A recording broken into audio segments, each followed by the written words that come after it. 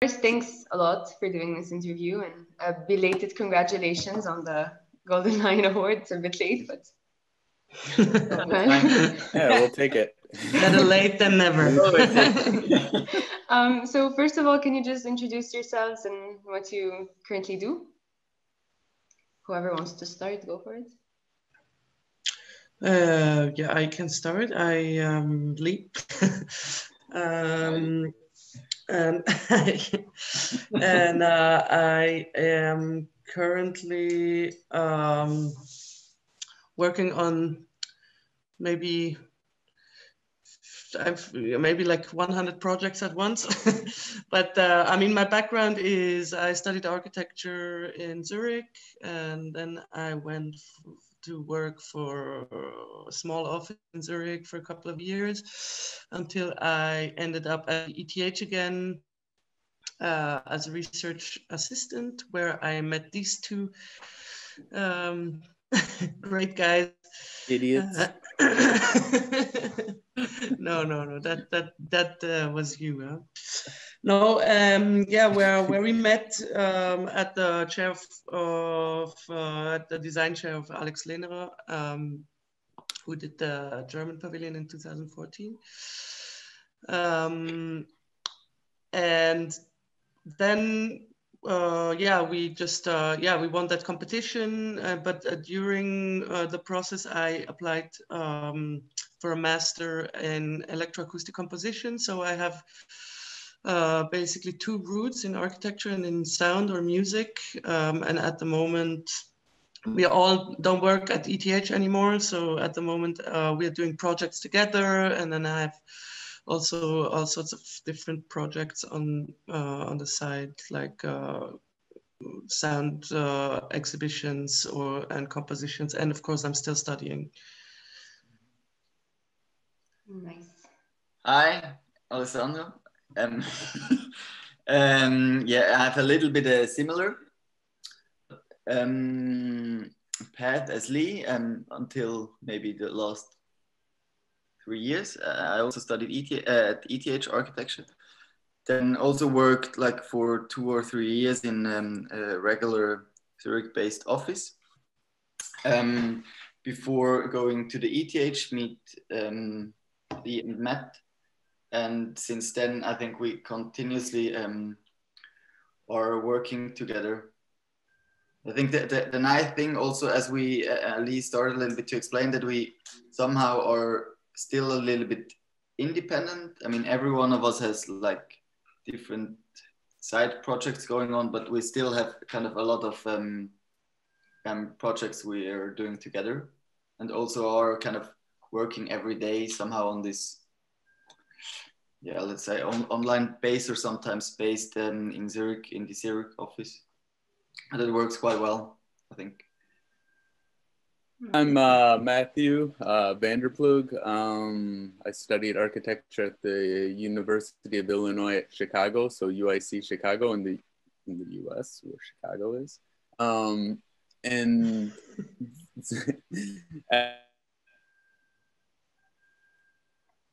I've been like a researcher in Singapore, then I was in Zurich teaching and working with these two, and now we continue to work together. And even though I'm in Finland now, I'm currently in the countryside in Finland.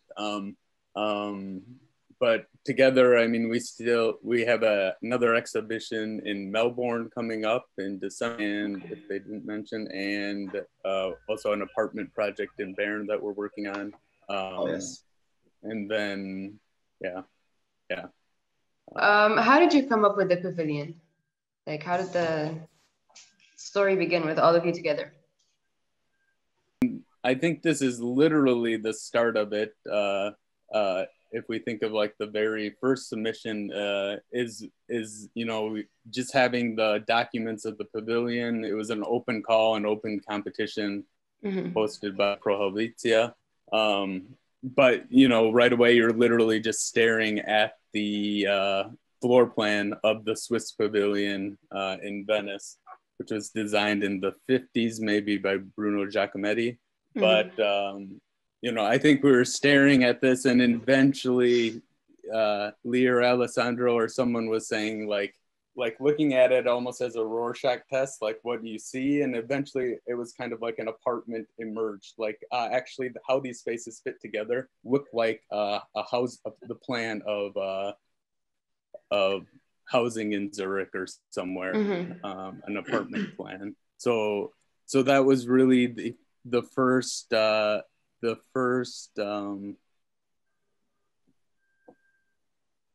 initial idea. The first thing that popped in our head was like, hey, the pavilion gave us the idea that it should be about housing in a certain way. And so, yeah, you can see how we drew it all and turned certain parts into the kitchen, into a bathroom, into a bedroom, into a dining and living room, and so on. And then, of course, the only caveat was that this plan is obviously much too big to be an actual apartment. So when we put the people in, it was actually the pavilion, or this floor plan for this apartment was at the scale of 2:1. So it was twice as big as what it should have been. So these poor kitchen almost made it. So that's, I mean, that's kind of initially where both housing came into play, like topic of housing, and also the idea of using scale. And then there was, of course, 100 of other different discussions that informed the project. But this for me is how I would answer and I mean, I have to say that I thought this was like when we were first drawing this, Alessandro was drawing it, and then I was saying this is too crazy. We need to be serious, guys. And they're like, no, we don't have to be serious. Nah. And so I'm just kidding. But this is how I would answer it. Oh, it's super. I think what was also a little bit the luck that we somehow, I mean, we wanted to take part at this competition. Like, let's say we discussed like for a month or so, but just casually worked on it. But then luckily we had this idea really, really late, like in the last evening we were working on it. So we also didn't have time to question it too much. I think like this initial idea, even it seems a little bit dumb, we just had to submit it and see what happens. I think the interesting thing about it is that the initial idea came very intuitively. We knew we wanted to do something site specific, like really work with the pavilion, read the pavilion, but not in the sense of a scientist in that would clarify every detail. But in a sense of maybe a mad scientist that just goes intuitively into, just as Matt was saying, like looking at the plan as a Rorschach test, but at the same time, there were also texts by Bruno Giacometti, or I think by Miley Pitt, by Miley, or was it like that?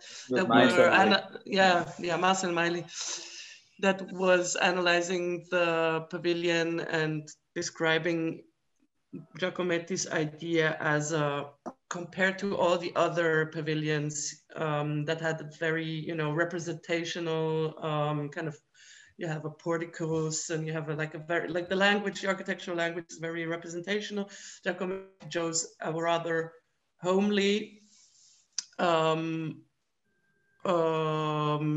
formal identity, or you come in, there's a little canopy, it's already starting to get more private in a sense. You go into the space, you travel through the spaces, you float. It's more kind of a situation where you feel at home than in a museum, and like very public and representational. So this was also it was not only blind, but we were not only blind, but it was also kind of the idea of Giacometti that like of the pavilion that sits midst in the Giardini with other pavilions that much more have the idea of representation than yeah, then coming into a more private sphere.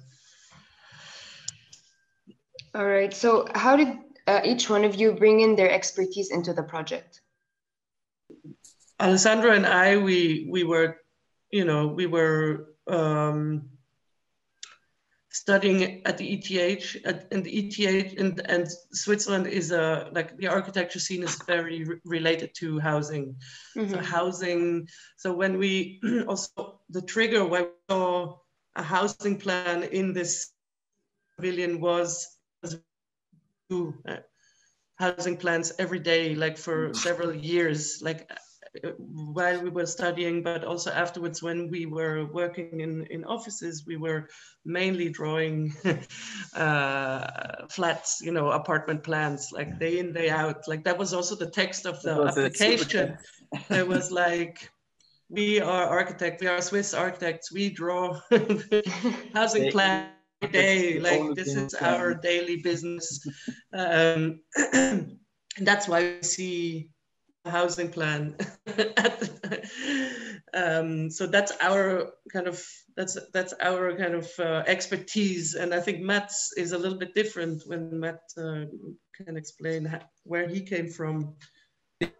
Yeah. Like if I was from the U.S. and then kind of living in Singapore, like this more moving around from place to place, a lot of different apartments, and so I lived in a lot of like just a lot of very different apartments, like Marina City in Chicago, the Interlace, which is this crazy condo in Singapore, and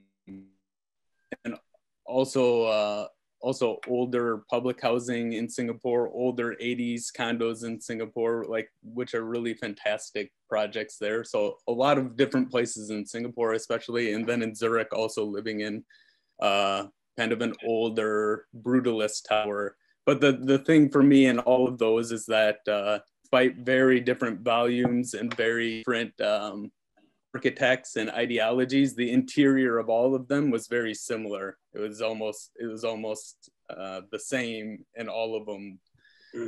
Came to Zurich, where there is this intense focus on housing, and Alessandro and Li had really been educated in housing. And so then, I mean, eventually the idea came up is like, how can there be so much emphasis, so much discourse on housing, but the appearance, the place where we actually live, the walls that surround us don't receive hardly any attention at all. Like the focus is so much on the floor plan or on side and so on. And so then it also became like how we explained the initial idea for the project. It was a little bit, it's a little bit a joke, it's a little bit funny and not so serious, but then this idea of considering both the kind of global and historical homogenization of the interior and kind of the shared standard that is shared around the world, it became something that we at least became very curious over. Like, should it be this way? Why is it this way? There seems to be a number of contradictions embedded in it. And so like these images of the unfurnished housing interior, they're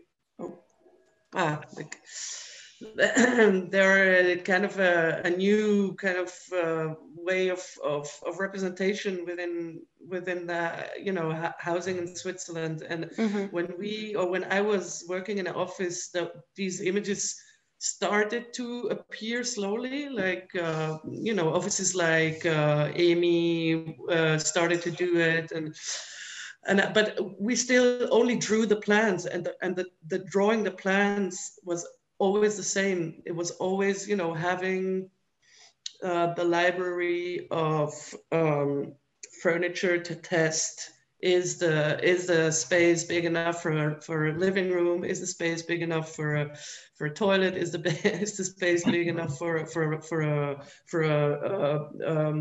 single bed or a king size bed, and so on and so on. So without even reflecting too much, it was drawing the same every day. And when Matt came up with the series of images, it became super clear how homogeneous and how same these interiors really are, which was quite a revelation for me, at least. Yes. Had that that there was also discussion that they also look the same, but you could also, sometimes we would argue that, well, it's also clear that there is a different degree of quality in these spaces. Like some are, even though they look the same, there was actually quite a difference to some of the places I had lived previously that weren't as considered by architects. So I mean, like that was part of this project Emerging, is collecting all these images, looking at them, discussing them together based on our own grounds and so on. So when you're designing, usually with interior, we always use like a reference of the standard dimensions. It's usually like the easiest way to plan the layout of an interior. Did you guys consider that, even if you wanted to exaggerate? Like you went full exaggeration with the scale. Did you also have a reference to like a standard size, or no? You just... Yes, no, of course. I mean, we referred quite a bit to the standard size, or even like, let's say with the window, we tried to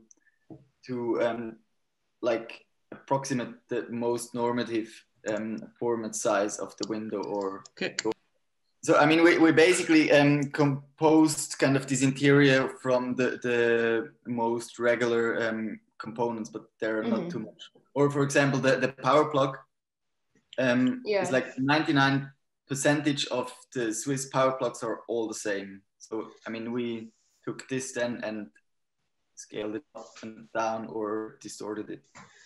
Everything in the pavilion is standardized. I mean, of course, not the plan, if you look at the plan, but every element, like every height is 240 scaled up and down. Every fixture component, everything you see here it's all standardized dimensions. And the only thing that makes them unstandardized is because we're scaling them up and down. Like even so it was very important. It was very, very important that this sense of familiarity through standard, you know, like the things that we know the best because we live in it. Everything we live, like in my apartment, everything is standardized. The height of the Sockelleiste, the kitchen countertop, everything is. It was very important that people that were visiting were taken instantly by the amount of standardization, but then conflict, you know, have a conflict with the actual size of it. That is, of course, not the real size of it is not the standard. During the pavilion, did you feel like the scale of a space or like the elements, they change the behavior of people? Yes. Can you explain more about that? Like what you witnessed? Very much. I mean, yeah, just like immediate reactions were kind of people started to giggle or started to feel a little bit, I don't know, somehow not uncomfortable. I mean, in a good way, but they felt a little bit, just because of this weird environment, a little bit unsecure probably, or not. I don't know, but. And then the reaction were just started to laugh or try to touch the things and get to know this shell. I mean, the reactions were very strong. I know. A lot of different reactions. No, I mean, of course, the main reaction was giggling, but the giggling is also, I think, a reaction of, you know, estrangement, like exactly, like losing control for a second, and then realizing what happens, and then giggling. And the next is, a lot of people said they were reminded, you know, this shift of being reminded of being little children to transforming into giants, which they never were. So it's like this kind of constant flux of different emotions that people were describing. And I think a lot of people, they really wanted to discover like all the different parts then. I think like they stayed quite a bit in the pavilion. I mean, sometimes you go into the pavilion, see it, and then go out. But I think in this case, I think they really wanted to discover the whole the whole interior. Even it's like you probably got it after not too much time, but then you continued the journey, and I think that's quite nice. Yeah, I mean, I guess I would just also say that like the standard size of elements, it's a very ergonomic thing, and so your body is very used to these things, and you also I mean, for us, like the apartment shell, we think it's something that affects you, but it's something you receive in a state of distraction. You don't notice it so much. So as soon as the scale shifts off, where the scale delaminates from your kind of ergonomic expectations, then I think different feelings, I think you automatically feel different, a range of different feelings, whether it's all of a sudden feeling kind of small and insecure, or whether feeling like cramped or cozy, or all these different. But I think for most people in this pavilion, it was just kind of a weird, kind of eerie feeling half the time. So you didn't really know to get people a little bit like that it's a little bit bizarre or kind of freaky. So yeah, so I think yeah, I think that was always kind of our goal somehow, that this like background condition of the interior or the architecture is somehow which not relates too much to your like to the subject anymore, gets in an intense dialogue, and that there is a strong connection between you and this interior architecture. And I think that's what was quite a relief, that when we saw people really started to use the space and get in conversation with it. And how do you think we can implement this this design process into our like everyday architecture? How can designers do that? That's the grand question. How can, $1 million question. Somehow how we look at it is that like the contemporary built environment, it's based on a lot of kind of rule of thumb formulas, design codes, or financial formulas. Like there's just as there's a homogenization of the interior, there's also a homogenization of kind of cities and our urban environments. So you get kind of the same patterns, the same morphologies repeated everywhere. And I think as people, we feel this sameness, everywhere. But I think scale is one of the key kind of tools that can be used to kind of challenge or disrupt kind of the normal things the normal kind of sensations and experiences and feelings that we get from our constructed environments that we're in.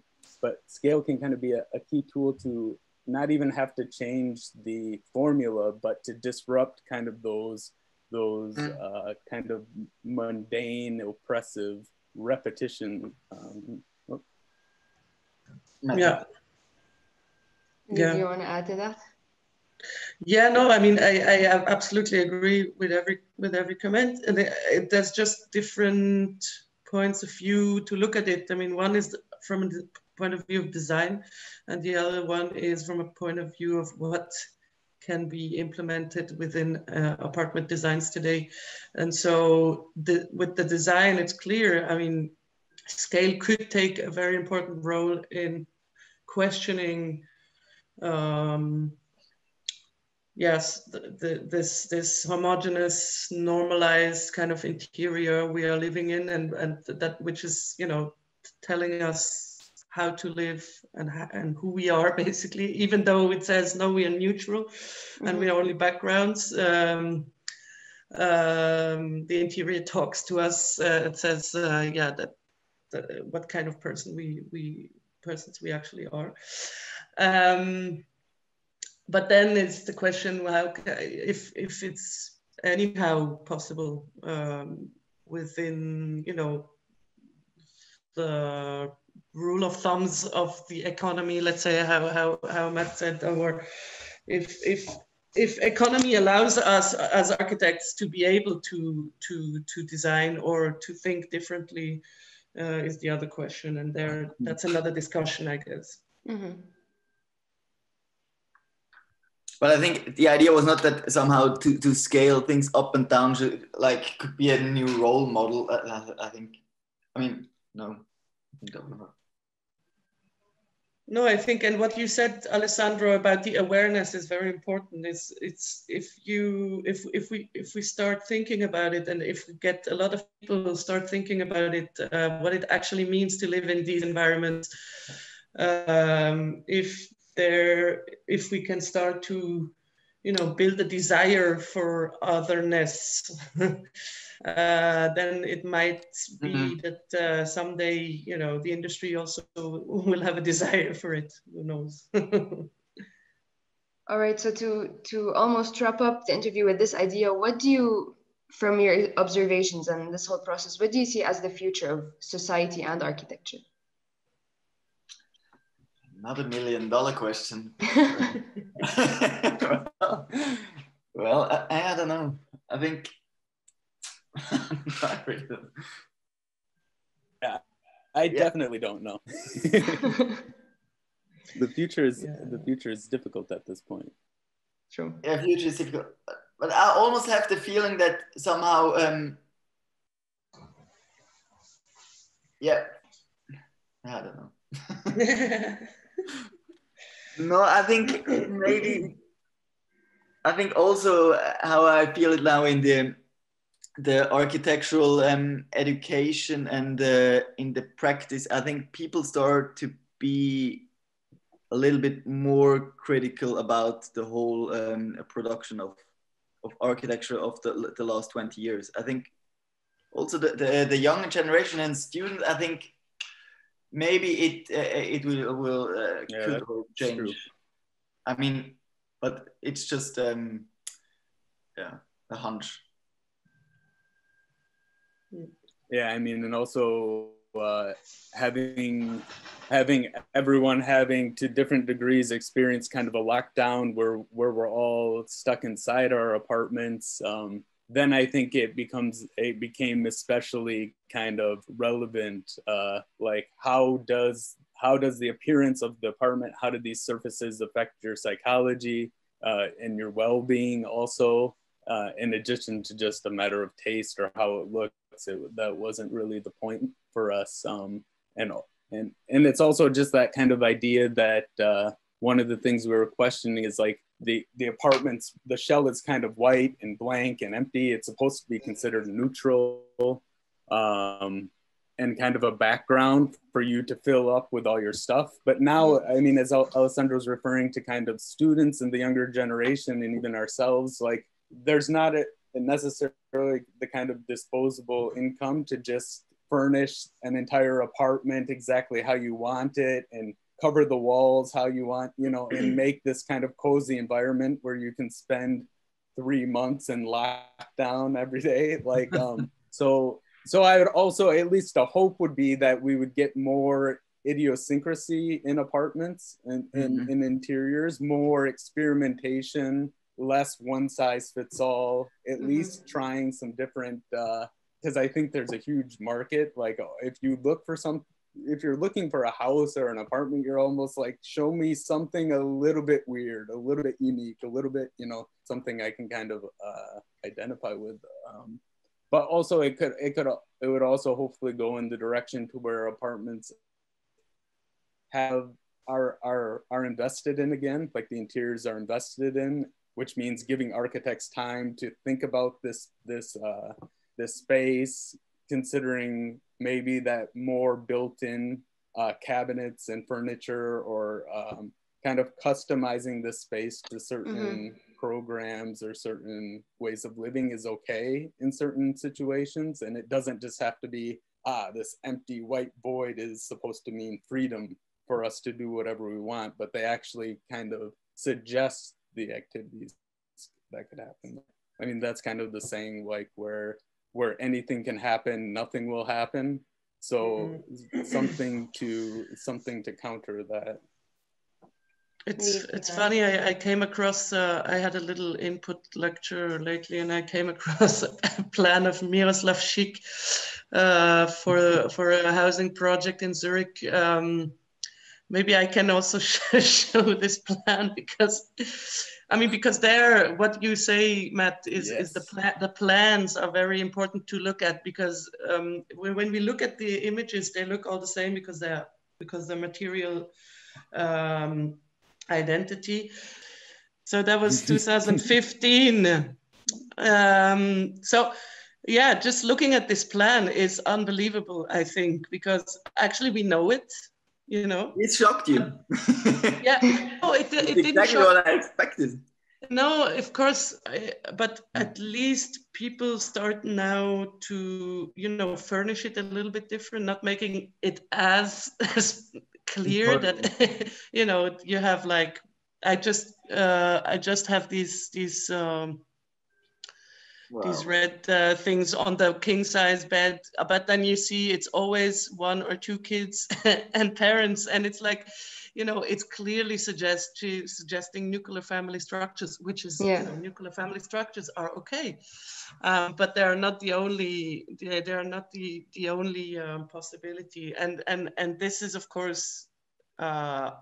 This is, of course, norm. I mean, this plan, and Miroslavs doesn't shy away to show it, that it's just like that. There are other architects that try now to, it's maybe also a little bit hypocritical, I think, if you then try to furnish the apartments a little bit different. What's the point? Well, actually, that was the last question, so it's good. Now we can end this properly. Thank you very much. Nice to meet you. Bye. Bye. Bye.